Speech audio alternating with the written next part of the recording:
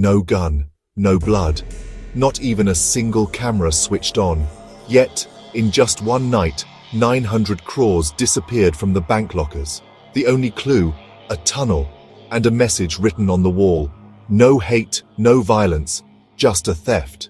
This is the story of one of the world's smartest and quietest robberies, masterminded by a photographer at the Société Générale Bank, Nice, France in 1976. In this world, some people just want a simple, straight life.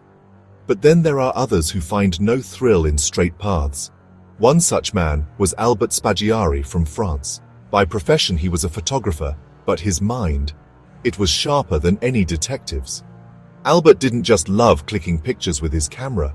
He loved hunting for treasures, old forts, abandoned mines, forgotten pages of history. He was always searching for something the world had left behind. He spent years digging, reading documents, hunting for secret maps, but found nothing. Days turned into months. Yet that spark in his eyes never faded, the desire to do something big. And then one day, his eyes fell on a building, the Société Générale Bank in Nice, a place people called a bank, but to Albert, it was a treasure chest. Why search for treasure this time? He thought, why not create my own? And that's where a new story began. A plan so clever, it left the world stunned, adding a new chapter to the book of crime. Photography was his identity, but in reality, Albert Spaggiari was a master planner. And his plan didn't start with a camera click. It started with unlocking a locker. Albert had made up his mind. This time he wouldn't dig in old ruins, but in one of France's most secure banks. His target? The Société Générale Bank in Nice, France. A bank so secure people trusted it blindly. No windows, no skylights. And the door, a 20-ton steel giant, opened manually every morning at 9 a.m. and locked tight every evening. The walls were reinforced with iron layers, the lockers, the floors, everything was built like a fortress. Top, bottom, all sides. This bank was a castle, and that's what attracted Albert. He visited the bank again and again, posing as a regular customer, taking photos, opening lockers, slowly understanding its layout and routine. Every visit, he noted something new. Which guard came when, how long the officers stayed, which door opened at what time. And then one day, it hit him. If I can't go from above, why not from below? And that's how the story of the tunnel began. A tunnel that brought even France's safest bank to its knees. He had studied the bank's outer security. Now it was time to find a way inside. But the question was, if there's no way in, how do I get there? That's when Albert's mind found another route, underground. And for that, he needed the complete drainage and sewer map of Nice. So Albert took on a new role, a municipal engineer. He created a fake identity and walked into the Nice Municipal Corporation office. He said, I need the drainage map for a project. The officials didn't suspect a thing. And Albert got his hands on the treasure map, the one that would lead him to the real treasure, the sewer system map of Nice City. Back home, he spread the map out and started searching for the bank's location. Within hours, his eyes lit up. Right beneath the bank ran a sewer line. And at one point, that line was just 26 feet away from the bank's vault. Now Albert knew, not from above, but from below will enter. The time had come to build a tunnel, but could he do it alone? No, he needed a team. And that team came together. People skilled in theft and digging. He shared his plan with them, and they all agreed. Because this time, the theft wasn't just about money, it was about fame too. They decided the tunnel would be built in the darkness of night, and the city wouldn't know a thing in the daylight. Albert's plan was ready, 26 feet from the bank's vault, a sewer line. Now he needed to cross those 26 feet, and that's where the digging began. A tunnel now counted among the most famous in the crime world. Albert assembled a small but sharp team, a mechanic, 2 mining workers, a welding expert, and a few others who loved the dark more than tools. They set their plan. Work only at night, in the silence of empty streets. The digging started from the sewer line. Walls were cut, and the tunnel grew step by step. They took care of every detail, installed a ventilation system so the team wouldn't suffocate, Used silenced machines, brought portable welding kits with gas cylinders. No noise, no traces. Just history being written behind the stones. The tunnel stretched longer, but with every inch dug, the risk grew. Would the bank's security system activate because of the tunnel? Would someone get suspicious? But Albert had full faith in his plan. He measured, calculated, and cut like an architect, not a criminal. And then, 2 months later, when the tunnel reached right under the bank's vault, they decided, now, it's just a matter of waiting for the right time. And the right time was when the bank would be closed for 2 days, Saturday and Sunday. The clock for the heist was about to start. 2 months of hard work, a 26-foot tunnel. And now, just one task remained, to enter the bank. The date was July 17, 1976, a Saturday night. The next day was Sunday, meaning the bank would stay closed for 2 days. That was Albert's plan. That night, 6 people entered the bank's vault through the tunnel. When they first broke the floor beneath the vault, everyone froze, holding their breath. Any alarm, any siren, nothing. That meant no motion detectors, no security alarms. And then they broke the floor completely. And they were inside. The vault door wasn't broken. They went around it and opened the lockers. With gas cutters and welding torches, they started breaking the lockers. One by one, over 400 lockers were opened. Inside, they found crores of cash, gold and diamond jewelry, important documents, stocks, bonds. And the best part, no one even knew. When it was all done, they ate food, drank tea, and calmly started exiting through the tunnel. But before leaving, Albert Spaggiari left a message on the wall. A message that turned this theft into history. Written in French, it said, sans haine, sans violence, sans armes, meaning no hate, no violence, no weapons. This wasn't just a theft. It was an art, a statement. No blood was shed. No one was harmed. Yet 900 crores vanished from the bank. And then they were gone, silently, back through the dark tunnel, as if they were never there.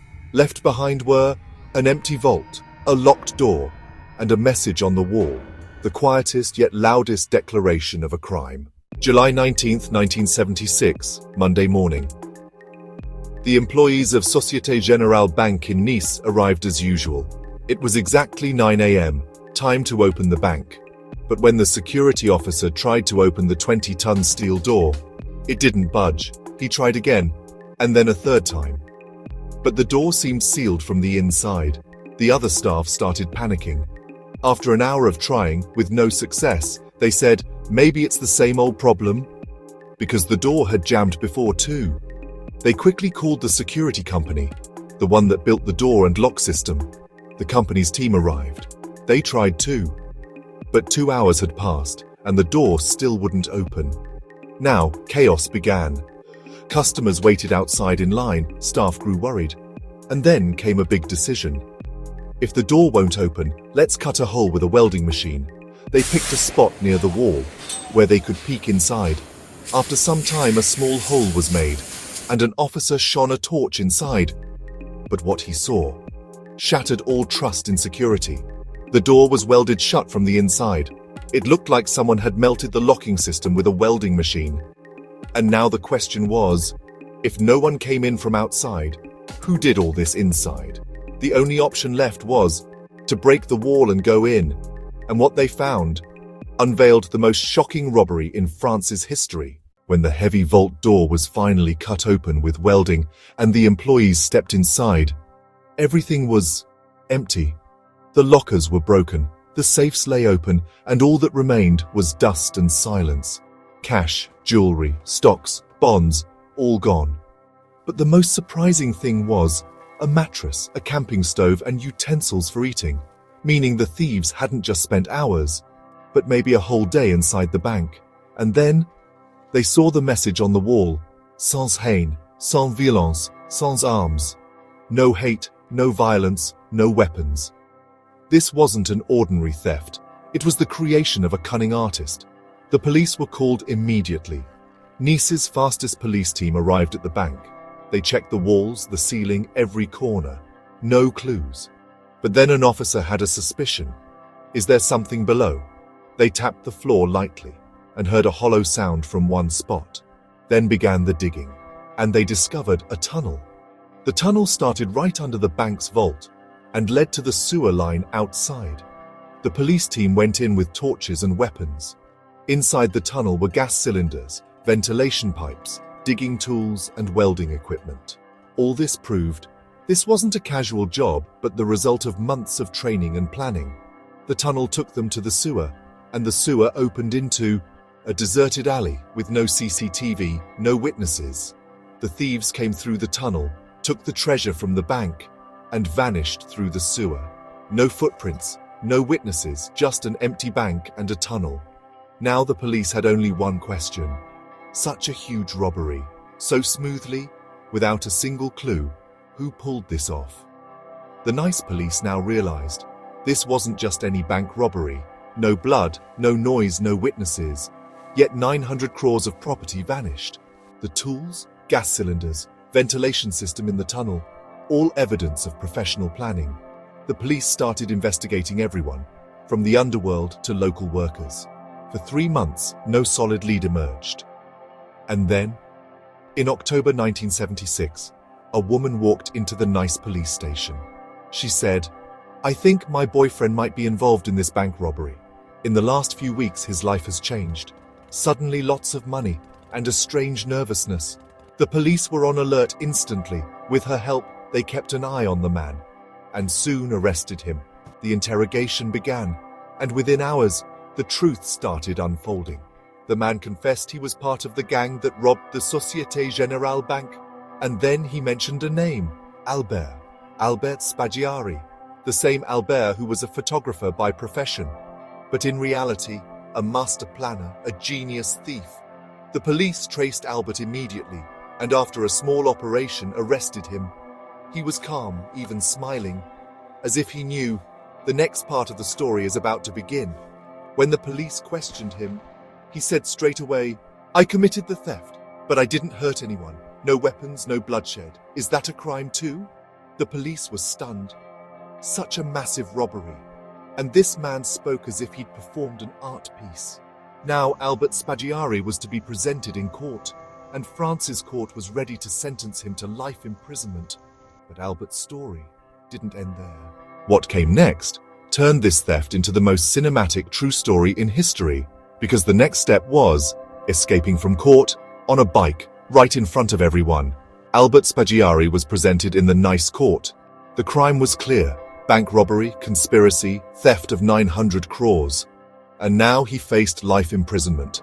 The courtroom was filled with journalists, police officers, the judge, and in front sat a man with not a single wrinkle on his face, as if he already knew what was about to happen.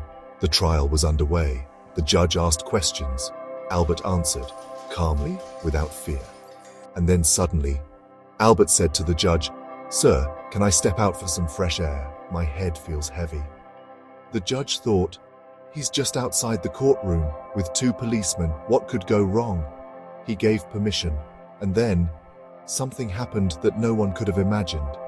Albert stepped out of the courtroom, the policeman with him, but as soon as he was outside, a bike was ready and waiting. The engine was running. A partner sat on it, wearing a helmet. With lightning speed, Albert pushed the policeman aside, jumped on the bike, and sped off through the crowd.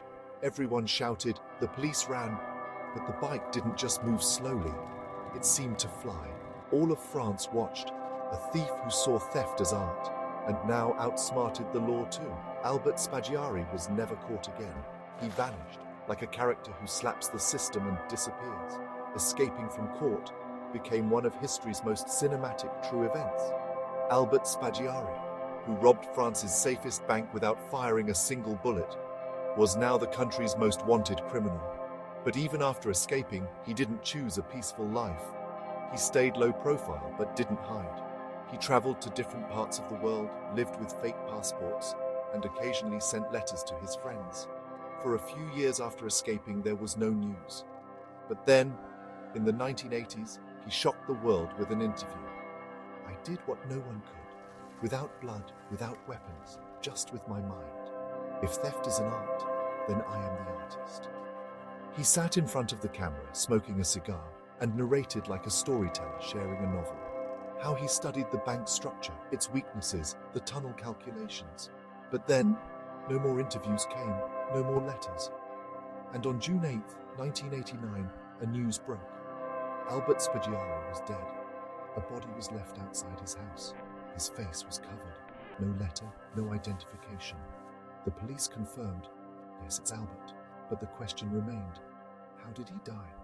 His mother said, some strangers came at night, left my son's body at the door, and left without a word. No one explained how he died. Was he sick? Did a gang kill him? Or did someone end him for money? The answer is still unknown. A large part of Albert Spaggiari's loot was never found. No jewelry, no bonds, no cash, and perhaps not even his full truth. But he proved one thing. If a crime is done with the mind, the world doesn't call it a crime. It calls it a legend. Albert is gone, but his story lives on. A thief who trusted his brain, not bullets. He threatened no one. He hurt no one. Yet he brought the entire system to its knees.